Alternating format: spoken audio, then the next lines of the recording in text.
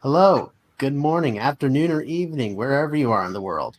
My name is Kyle Metz, and I'm a student at Saddleback College and your moderator and host for this panel. I hope everyone's doing very well during this pandemic. As vaccinations continue to accelerate across the nation, our summer and fall are looking really, really promising. So today, some of the greatest milestones for a game studio are to be featured by some of the greatest conventions and companies, PAX, that sort of deal. This will require not only a lot of money, but a strong sense of financial management and multitasking. Take your average birthday party, for example. You think about who you're inviting and how much money you spend on food, decoration, entertainment, and usually your setting is your home or a restaurant. Pretty cheap places. But now think about a convention. They're quite similar, except the latter is at a much larger scale. And now instead of parents to help you out, you have to hire your own staff to set up a convention center. And now your friends are now industry professionals, all of which you have to pay money for. Many thousands of dollars, maybe even millions. So today I have several guests for you who have been invested in managing these events for many years, from charities to esports. And today I'd like to welcome you, MC Moffat, Dylan Leah, Jason Garrett, and Zell. Hello. Hey guys. So, starting with Jason, I'd like to. So tell us about yourself. How have you tell us about your journey as someone who's managed events? Yeah. So I really got started in like event planning in late 2017, early 2018. In a part of like a gaming club at my university that I was going to, running a couple of like charity events, a couple of different like esports tournaments, things like that. Alongside while doing that, me and a friend got together and started the CCL, which is the College Call of Duty League, running that, starting with just like 8 different teams from a couple of different colleges, and then now growing it over to like 180 teams competing in this current season. And more recently, I joined what used to be called TESPA, but is now the Activision Blizzard Collegiate Program, running Call of Duty tournaments for them as well. Well, Jason, I think you would work really well with MC here. He's done a lot of charity stuff as well. And how about you? How about you say that for yourself? Yeah, no. So I go back quite a while. In 2009, I was just a punk teenager who thought he knew everything, and I'd watched a few people on Ustream before Twitch even existed, just kind of like go live and stream themselves playing video games and say, "Hey, I'm going to raise money for charity." And I said, "That's it. I'm doing that." Did one event, had one friend overheated a laptop. It was awful. Raised $300. That was nice, and I was like, "All right, we're done." Turns out we actually just kept doing it every 6 months, and now we've raised a couple $1 million, and we have like a 100-person team, and we've been involved with a bunch of conventions and just all through playing video games, and we've turned it into kind of a mini con of its own, and it's been really exciting. So that's Zeldathon, in case I didn't mention that, which I think I didn't. So yeah, it's been a lot of fun. Mm-hmm. As a personal viewer of Zeldathon for several years now, it's really something amazing. So how about you, Sel? How have you come to where you are now? Through many different series of things, honestly. Started at a very young age, doing a bunch of different event planning and managing things at the age of 14, starting out with like local stuff. Loved helping plan events for like local libraries and things like that. Moved into college, wound up doing student government, student engagement committee, was on Res Life, on this committee, that committee. I was all over the place. And then post-graduation, once again, went back into working in libraries, working with kids and planning events for kids after school. Then the pandemic hit. Of course, a lot of things got cut, and I slowly found my way into the world of esports. Now working with Nerd Street Gamers. I started out part-time, and as of this year, I am now working full-time with them as an events coordinator, specifically for our Minecraft, Overwatch, and Smash events. That sounds really fun, Sal. How about you, Dylan? How's your career gone to this point? Tell us about it. Sure. So I was the founder of Texan Esports back in 2011. I ended up graduating and working for a publisher for a bit, and then I ended up founding Uconnect Esports, which is an esports startup. So it's basically a sponsorship marketplace that's gets community sponsorships and stuff. So yeah, that's pretty much it. Alrighty then. So, as I imagine, you guys, the positions you carry vary from, of course, your executive, such as MC here, but you're also vary between large and small companies. So, what exactly do you do between the managing your events, and what's a typical day like for you in your job? How about you, Jason? It varies. It's been very interesting, the difference between working on a startup like CCL and working inside of a larger like corporate structure like Blizzard. There's like a lot of differences between like, for example, working like Blizzard, there's a lot more of like support and specialized people around you. So like I don't have to worry about any like legal matters or anything like that, because there's a whole group of lawyers specifically tasked with doing stuff like that. But it also means like sometimes the process of actually getting things done and events planned and rules established and teams invited and announcements made sometimes can take longer because there's more layers to it.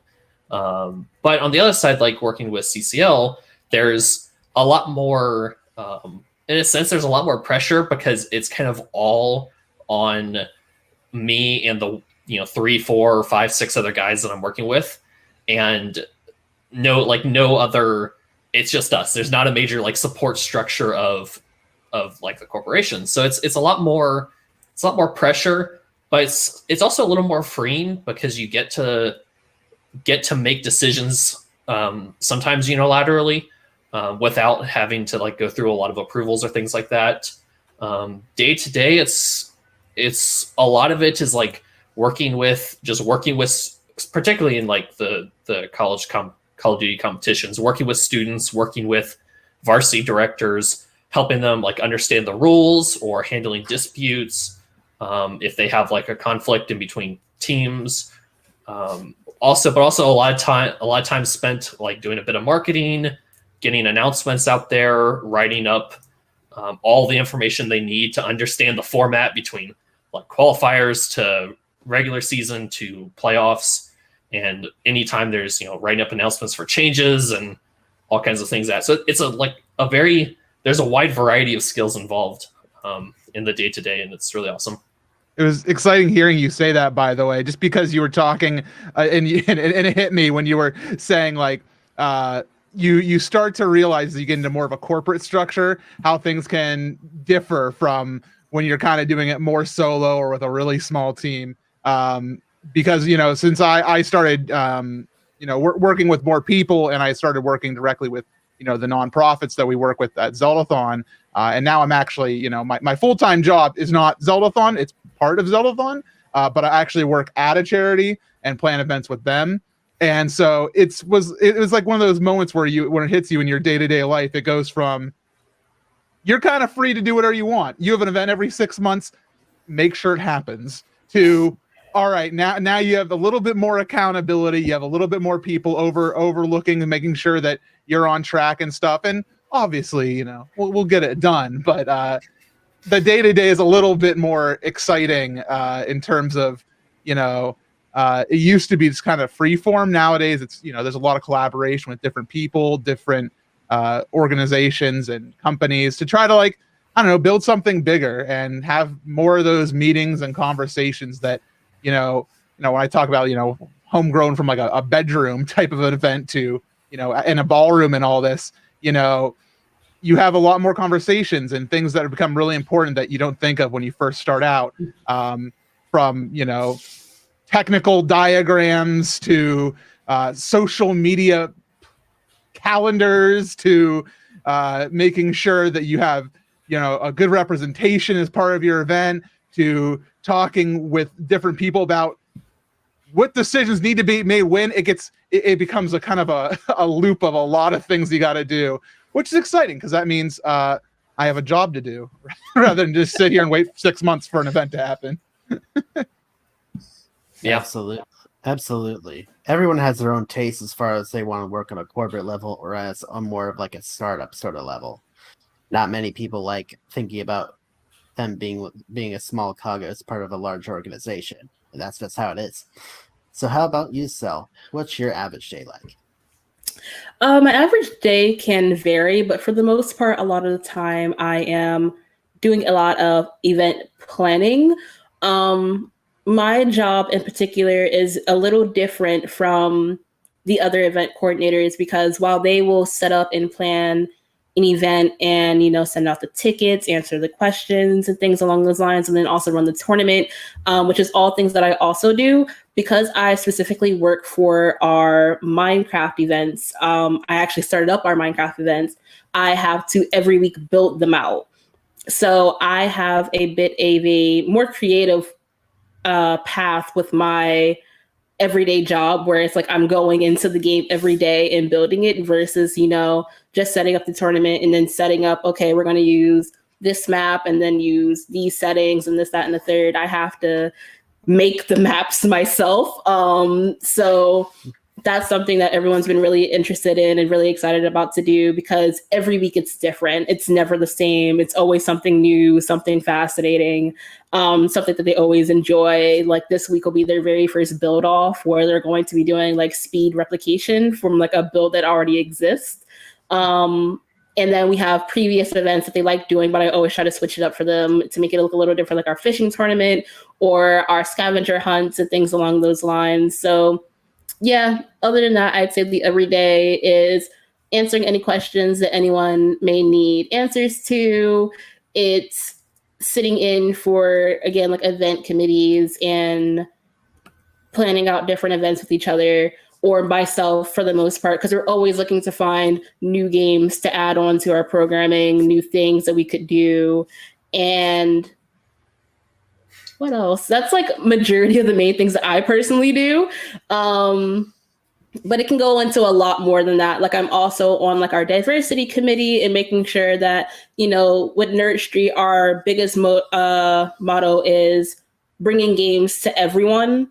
So that's something that we definitely want to do. So with that, I'm in like one of like the leading positions with our diversity and inclusion committee and helping bring awareness to like social issues and things along those lines. Because again, we have players from all over and we want to make sure that they're represented, they're heard, and they're listened to.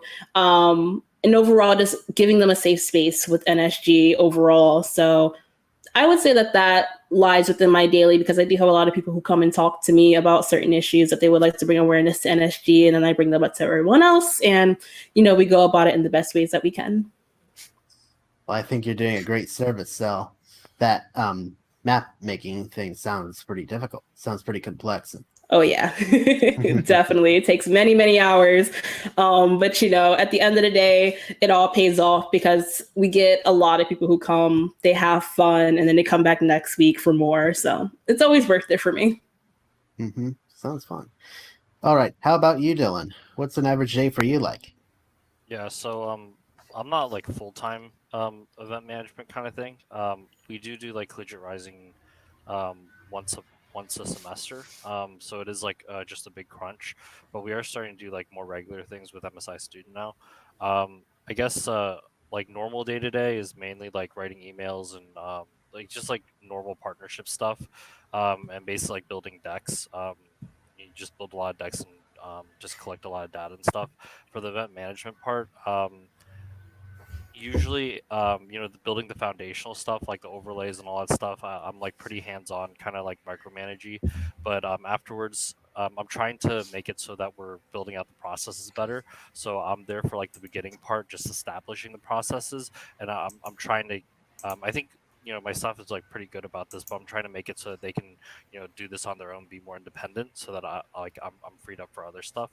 But yeah, basically like trying to build stuff out beforehand so that it's more repeatable instead of like having to do things overall, like reorganize everything every event. So yeah, Absolutely. Keeping things fresh has to be quite challenging for any of this stuff. So, what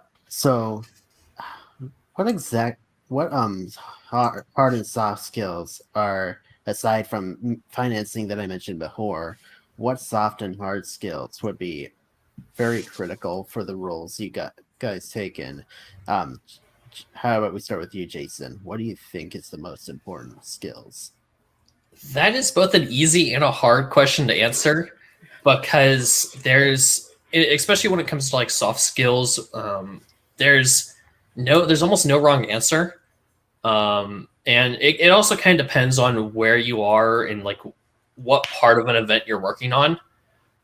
Because if you're like someone kind of like Dylan, working on the back end of it and coordinating people, keeping that organization, being able to keep track of where different pieces of the puzzle are going is incredibly important. And that's like its whole skill set in and of itself. But then also if you're someone who is working on like the front end of a tournament or an event, interacting with attendees or players or competitors, they're having the ability to communicate well with them in like a polite, professional manner. Also handling times if attendees are upset or angry about something. That happens time to time in like running tournaments where someone doesn't agree with an admin ruling or doesn't like the way rules are set up or something like that. Kind of handling them in a professional manner is its own difficult to master skill, to have the level-headedness needed to do that. And so it's kind of that. I think like if I had to like pick one to emphasize, it would be communication.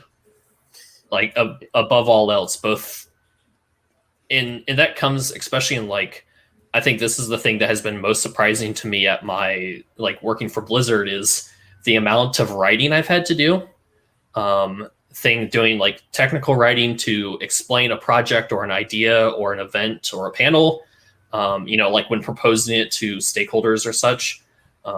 Having good like professional writing and copywriting for emails, sending out announcements, it's a hard skill to master and an extremely underrated and also extremely valuable like skill. I'd agree with those sentiments. How about you, MC? What do you think is one of the most critical skills for this kind of job? Yeah, I was gonna say communication as well, just because you really got to know how to talk to people, and you really got to be able to make sense of things, and you have to be able to do so via text and voice a lot of times, and they can be very different. Especially you mentioned if you're dealing with somebody who's upset. If you have somebody who's very upset, if you can get them on the phone, you're probably going to have a better time, or talking to them with voice, because text is something that can be interpreted so wildly. And when you're working on anything where you have a bunch of moving parts, you need to make sure your movements are precise. And so I think talking with voice is a lot more accurate way of doing that. So, and being able to hear people, I think that's another part of listening that kind of was mentioned. But like being able to listen to what people want or need or are excited for your event or don't like it about your event, and how to adjust based on that type of feedback is really important. Because if you're out there and because everybody can grow, everybody can become better at both, what they do in life and for work. But you're not going to be able to grow unless you can understand really well what needs to improve, how you need to improve as an event organizer, how your event can improve as an event. And I think that, so I'm going to mirror the word communication, but I'm going to put an extra emphasis on being able to listen well, because you never really know what's going to come at you. Because one day it'll be somebody just like, hey, I noticed we don't have enough water at our event. Can we get a few more water tankers? Like, yeah, all right, sure. Well, that's no problem. And then somebody will come up to you and be like, I'm not going to call you out, Cell, but be like, hey, why do we have 3 segments of Minecraft? I prefer we have 2 segments of Minecraft. And then you guys had to sit there and scratch your head for a while and be like, I don't know, because we decided that at a scheduling meeting like 2 months ago. Why are you talking to me about it now? I don't know. And you have to be able to not say it like that and say it nicely and kindly and make, be kind and real with it at the same time. And I'd like to talk a little more about that emotion part, because as someone who's written a lot of essays within the past few years, I can't stress how difficult that you can't portray emotion in paper the same way that you can in voice. It's just that's how it is. No matter how difficult you try, you can't get the exact tone you're aiming for with paper than you can with voice. So, how about you, Sel? What do you think is the most important skill? Well, they definitely took the first top 2 that came to my mind, which is communication and listening. Those are some top tier things right there that you definitely need. But right after that, I would say that the next best skill that you should have is organization. Because overall, you don't want to be a person who's a little all over the place. You want to make sure that you're documenting everything that you do, making sure you're keeping people up to date with what you're doing, and making sure you're also keeping yourself in check with what you're doing as well, and not putting too much on your plate. Because that is something that I noticed with a lot of people is up there, like they will take something on from people and they'll be like, yeah, I can do that. Yeah, I can do that. I can do that too. I can do this. I can do that. And then they realize at the very end, they're like, I can't do I all took that. on a little too much. They're like, I took on a little too much. And then, they get overwhelmed. And now it's like they're frustrated and their work is declining and all that. So organization. And with that, I'm also going to tack on learning when to say no to some things, because that is also very important. Even if you feel like, oh, this is amazing. I really want to do this. And this is something that I feel like I can do.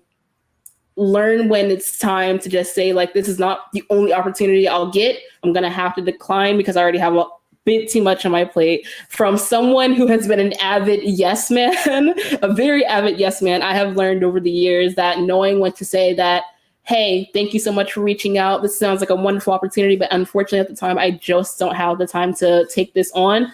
They will understand. And depending on how you word yourself, may even come back to you at a later date for a different opportunity. And that is 110% okay. And I know that a lot of people tend to beat themselves up over things like this. I understand. But honestly, just like saying no is like I feel like a pivotal point to being organized, because then you then have a point where you're now standing your own ground and you can make sure that you are keeping yourself balanced. Because like I said before, when you put too much on, it just becomes a whole mess. But by the way, we need to let Dylan go first next time. We took all the good answers. we took communication and organization. I'm sorry, Dylan, about that. It's all good. I'm so sorry, Dylan. It's cool.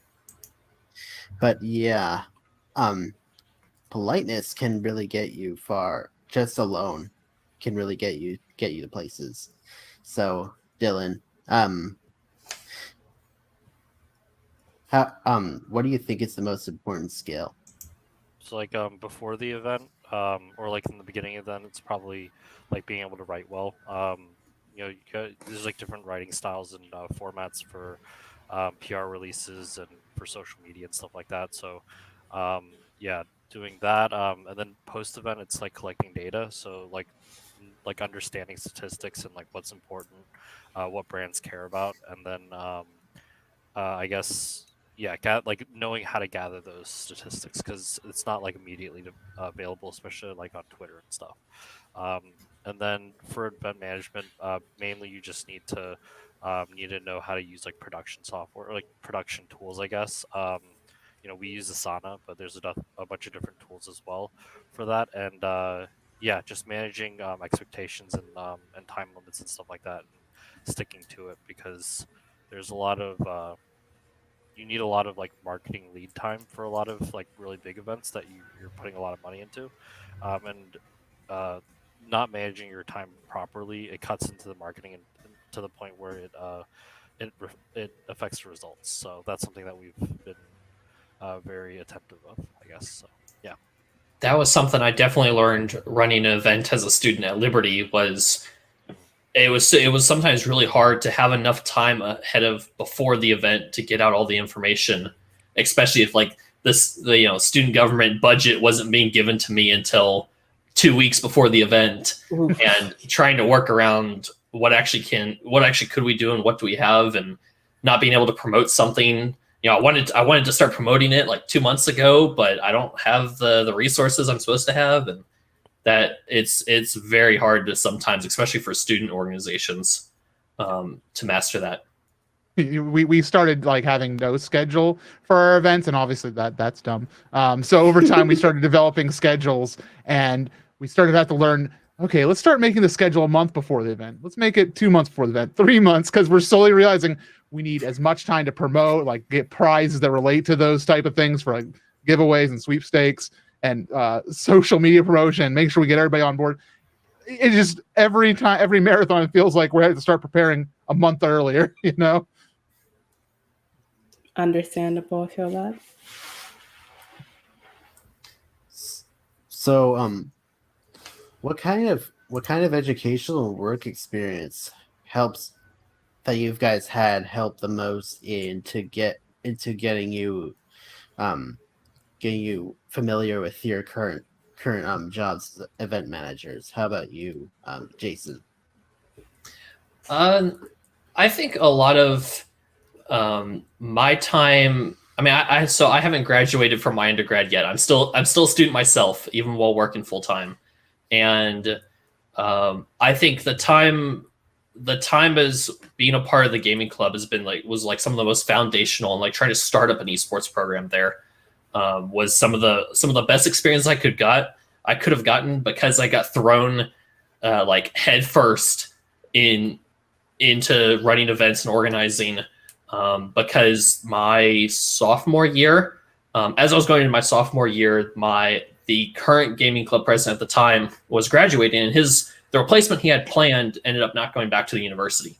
So he had like a 2-week warning where he had to find a new club president, or the club wouldn't like receive funding to be able to function that year. And because I was just happened to be an officer at the time doing some cool stuff with esports, he kind of just handed the whole club to me at once. And that was with like a 2-week warning before the semester started. And that was one of the most difficult and also the most like rewarding experiences that year. It was it was a wild year, because I'd never like planned an event before, and then being told I got like 2 months to plan the major like charity event that the club always ran every semester. And there was so many things, like a mistake after mistake, and stuff not properly sent to the like events department, or sponsors weren't all lined up. My first event was not great, all things considered. But it was really the next event after that, the second time around, was so infinitely beyond better, because of just being thrown feet first into planning it all out, and realizing and learning every single event after that was figuring out the next steps for improvement. And that's kind of that iterative, continual process of improvement is literally like applicable everywhere. And hitting that so quickly early on in like my career and my experiences in college was super valuable for me. Yeah, I hate surprises like that. Even if someone who wants to be an engineer, it's just something that it's just a trait of us that we don't like surprises. We want everything planned. MC. So, what did you do? What did you do before you became your your executive director? I mean, I had kind of a non-traditional entrance into everything, because how I've mentioned before, but a lot of where I started to learn is, especially around, I'd say 2017, 2018, like very recently, as we've started to become a bigger organization and start working a lot more with conventions to put on live shows there, and working just to make our events bigger and different and more diverse and everything, is I need to get management training. Was a huge thing that I did, like as a I didn't go into any extra education after high school, so I've been kind of flying by the seat of my pants for a long time, and so there was times where it's like, maybe I should buy some books, maybe I should read up, maybe I should attend an online class. And I'm still working on things like that, because you'll start noticing like your own flaws and stuff. And as Jason said, a lot of stuff is iterative. Every event is going to have like there's no such thing as a perfect event. I wish there was. That would be great. But there isn't. So every time you gotta kind of put your ear out, kind of figure out what went well, what went wrong, and not be afraid to experiment and try new things, and keep your eye on what other people are doing. I think that one of the best ways to learn is to just keep your eye out. It's one reason why artists they look at other artists doing art. Other musicians like listening to music, and people who do film watch movies. And so as event planners, I think we need to make sure we're all looking at events, going to cons, going to tournaments, going to all sorts of different things. Wouldn't that be nice? Wouldn't it be nice to go to a con? Man. Follow the trend. Yeah. So I'm excited to go back to a convention here. Hopefully, Me too. 2022. I'm crossing my fingers for 2022. Me too, man. So, so what kind of experience helped you greatly to basically get into event management? I'm gonna have to go the same route as MC Moffat. I'm a little untraditional as well to some degree, in the sense that is not at all what I went to school for. I went to school for animation and game arts, so completely, a little different. Still in the gaming area, but not really. So for me, like I said before, I've been doing event management since high school, basically, and you mentioning cons, one of the first things that I actually did was hosted a cosplay event. And that was, I want to say 2012. I hosted my very first cosplay event, had about 30 people show up, which was surprising for me, because it was my very first one. And I learned a lot as far as like location needs of the people, like how to properly plan out different things for the entire event and things like that. So yeah, I learned a lot non-traditionally, and I still tend to nowadays. And for me, it all just came with the experience. I just kept running events. I kept doing things outside from the cosplay events. Then I started running clubs for like various different things. Like I said before, like in the library, like I helped run the anime club, which was kind of similar to Jason, kind of just tossed on to me because they saw me avidly coming to the library, and they're like, "Oh, we see you like manga. You want to run our anime club?" And I was like, "Huh?" They're like, "Here you go." I'm like, "Oh, okay." And so I ended up running their anime club for about 2 to 3 years, until I was like, "Okay, I'm a senior in high school. I can't worry about this anymore." Time jump skip into college. I'm doing my artsy stuff, and I'm like, well, I want to keep doing the management things. I like doing that. So I wound up joining the student engagement committee. I joined Res Life. I did student government. I joined the diversity committee and this, that, and the third. Also, one of the reasons why I say learn to say no, because of all the things that I just said that I did. And then I still kept doing other projects outside of that, though. Like I ran digital, online zines. I printed out actual zines. I run my very own community now to this day that I started up last year, the Black Card Members community, which has about 1.5K people in it, which is like a creative community for people of color. That I know some of them are actually watching right now because I told them that I was going to be here. I continue to learn by continuing to do. And the more that I do, the more I learn. And I keep myself open to advice at all times. I keep myself open to critique, positive critique, not necessarily just nagging at you, like people who come with actual feedback instead of just complaints. I listen to those all the time because at the end of the day, all it's going to do is just help you grow. It's going to make you a better organizer, a better event manager at the end of the day. And I took all those skills with me into Nerd Street Gamers as well. And that's one of the things that I feel that they really like about me is that I tend to be very creative and I tend to know how to fix things or do things on the fly. Like say if something's going wrong, I'm like, all right, instead of panicking, here are like several different solutions to how we can go about this and we can fix the situation and then we can plan for it to be better next time. But that's necessarily where I came from, was just going for it. I felt like it and I was like, I like this, I'm good at this, I want to keep doing it. So the more you do it, the more you're going to grow from it. And that's how it is for me.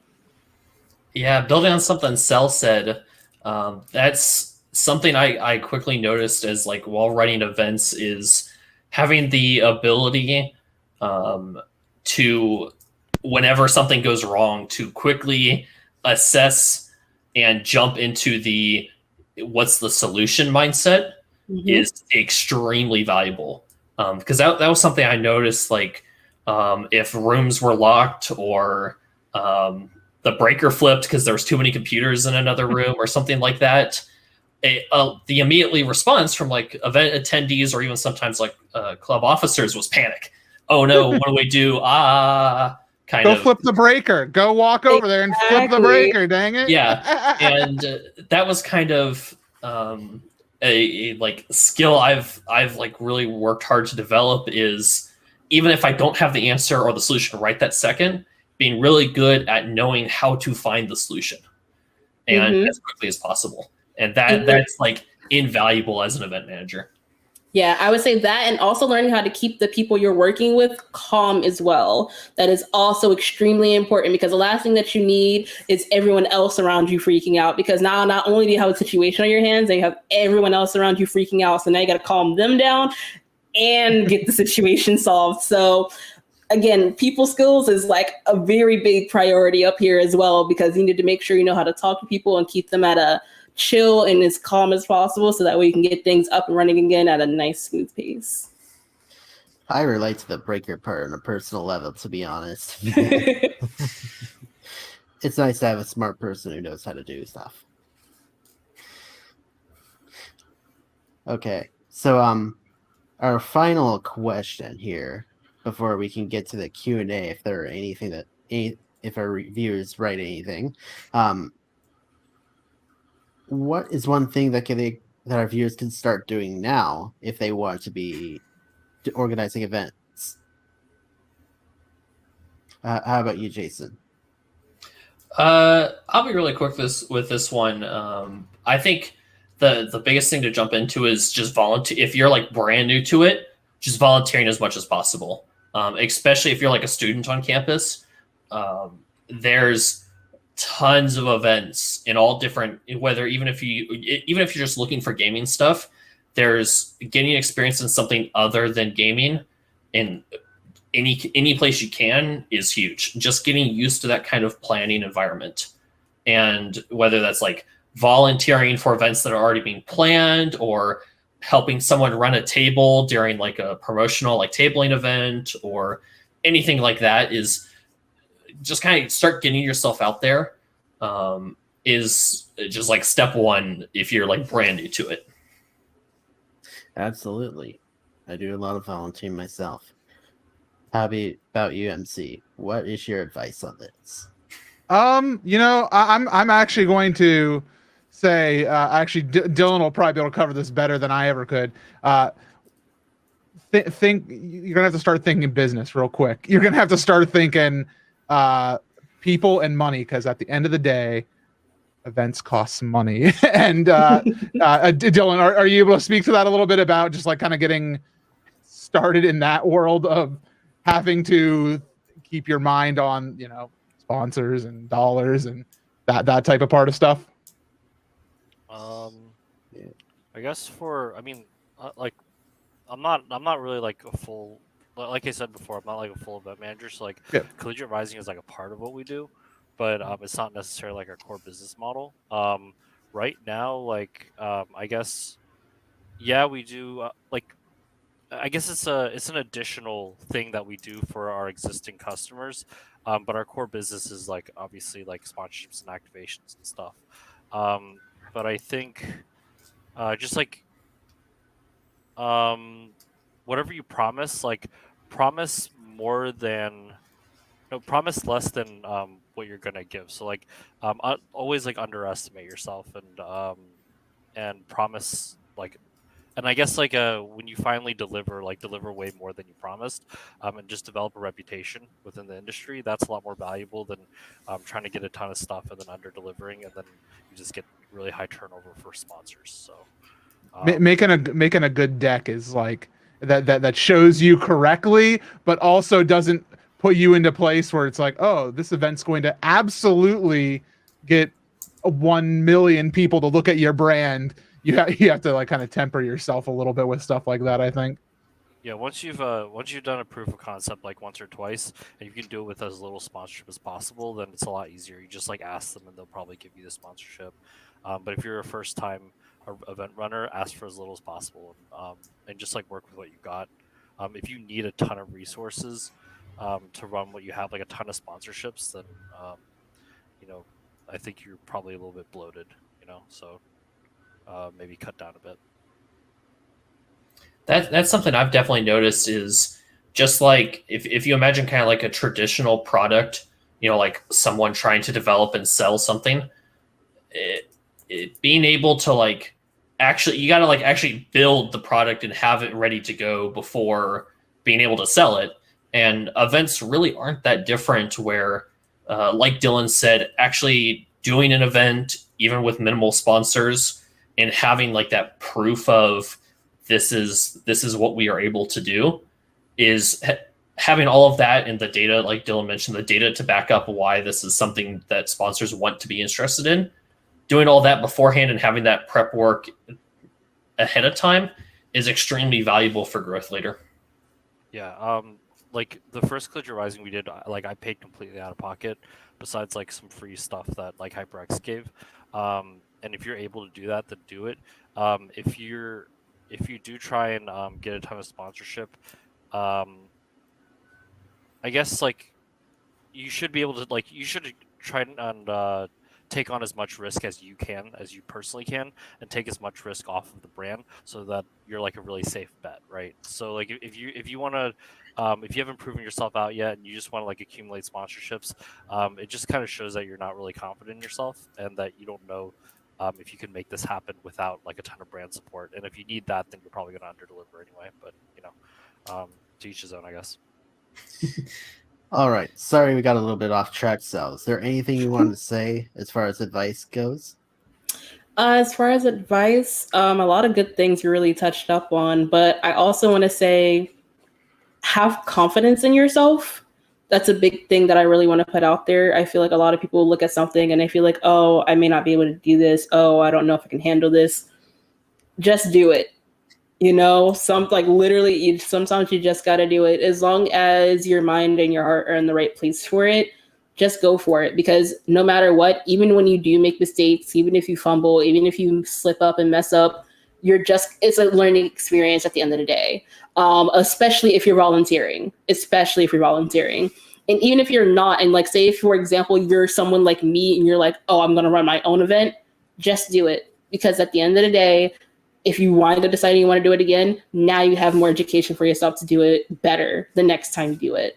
And that is absolutely 100% important. So have that confidence to do you, showcase the best that you can, because people love that in a person. Honestly, like people love to see someone who's confident in themselves and are willing to learn and grow and do better and be more than what they previously presented themselves as. So yeah, that's my advice for that.